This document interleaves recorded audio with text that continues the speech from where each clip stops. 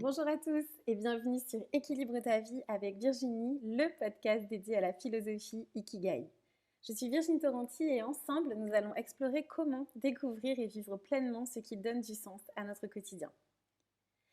Alors, pour ce premier épisode, j'avais envie d'aborder tout ce que n'est pas l'ikigai afin vraiment de dissiper les idées reçues et clarifier cette philosophie ancestrale japonaise.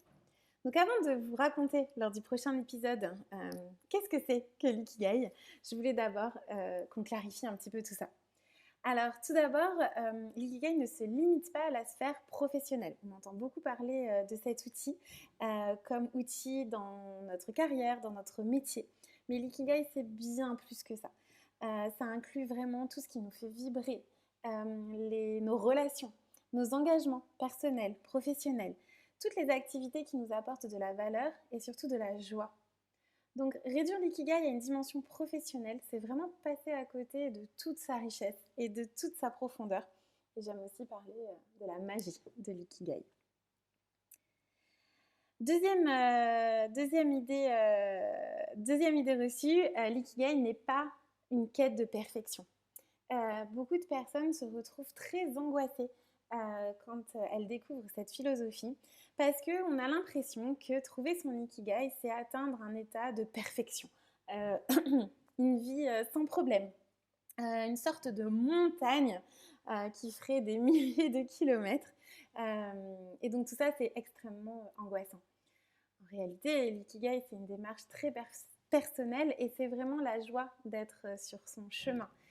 L'ikigai, c'est Lao Tzu qui nous dit l'hier est derrière, demain est mystère, aujourd'hui est un cadeau.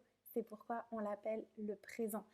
L'ikigai, c'est ça, c'est être en chemin, c'est marcher, respirer la fleur, regarder le soleil, rencontrer des personnes. Et donc, tout ce qui fait joie et qui nous aide effectivement à nous lever chaque matin, malgré les difficultés, malgré les obstacles. Et c'est ce qui vient donner du sens. Ce n'est donc absolument pas une fin en soi et une montagne à gravir, c'est tout le contraire, c'est un chemin.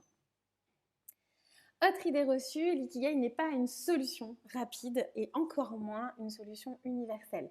Ce n'est pas une recette miracle. Aujourd'hui, dans notre société, nous sommes en quête de solutions rapides, immédiates. Et l'ikigai peut parfois être vendu comme une méthode pour atteindre ce fameux bonheur ou le succès. Ce n'est pas ça, c'est une philosophie. Donc comme toute philosophie, c'est l'art de se poser les bonnes questions. C'est donc un cheminement qui est très personnel, qui est très intime, qui est très unique et qui demande du temps, de la réflexion, de l'introspection. L'ikigai, c'est plonger à l'intérieur de soi, c'est partir à sa rencontre. Et bien évidemment, l'ikigai d'une personne est très différent de celui d'une autre personne. Et donc, c'est une quête unique qui demande du temps. Donc, elle n'est ni universelle, ni rapide.